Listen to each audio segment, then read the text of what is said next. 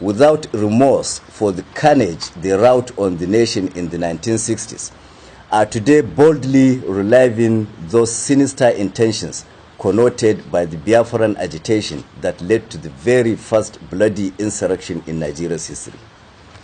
B. Emboldened by the apparent indifference of the Nigerian authorities, the Igbo secessionist tendency is widening in scope and action at every stage, with adverse effects on the law-abiding people of other regions residing in or passing through the East, while the Igbo leaders and elders, by their utterances and direct action or inaction, appear to support and encourage it. This is happening irrespective of the undisputable fact that, 1, the Igbos have done and are doing more damage to our collective nationhood than any other ethnic group, being responsible for the first violent interference with democracy in Nigeria, resulting in a prolonged counterproductive chain of military dictatorship. 2, the Igbos similarly orchestrated the first and so far the only civil war in Nigeria that consumed millions of lives and sowed the seed of the current mutual suspicion and distrust. 3, the Igbos are also responsible for Nigeria's cultural and moral degeneracy, with their notorious involvement in all kinds of crimes, including international networking for drug and human trafficking, violent robberies and kidnappings, high-profile prostitution, and advanced financial fraud. 4, at the peak of the devastating Boko Haram violence in some parts of the north, available records show that the Igbo people have variously been apprehended while attempting to convey caches of dangerous arms and ammunition to the troubled regions. 5, there are today sufficient reasons to suspect that some Igbos masquerade as Fulani herdsmen to commit violent atrocities across the country in order to cause and spread ethnic disaffection. 6, it is also on record that since the inception of the current democratic dispensation, the Igbos have shown and maintained open contempt and resentment for the collective decision expressed by majority of Nigerians at various stages via generally acceptable democratic processes.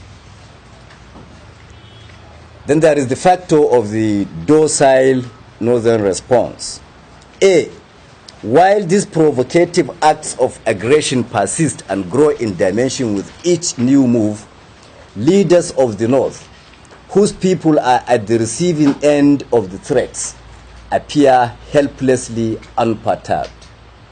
B, rather than endorsing a concise framework for preemptive action to protect and safeguard the interests of the north and its people, leaders of the region at every stage tend to seek the cover of a flimsy and long discarded excuse of having fought in the 60s to keep Nigeria united.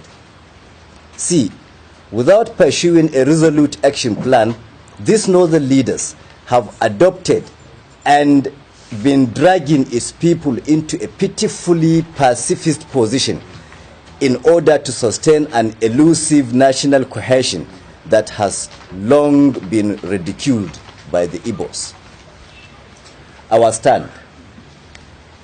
1.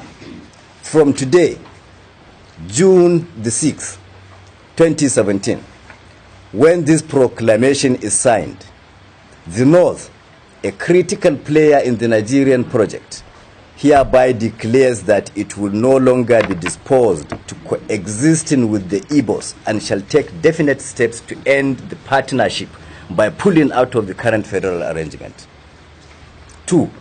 This conclusion is necessitated by the realization that it since ceased to be comfortable or safe to continue sharing the same country with the ungrateful and cultured Igbos who have exhibited reckless disrespect for the other federating units and stained the integrity of the entire nation with their insatiable criminal obsessions. 3.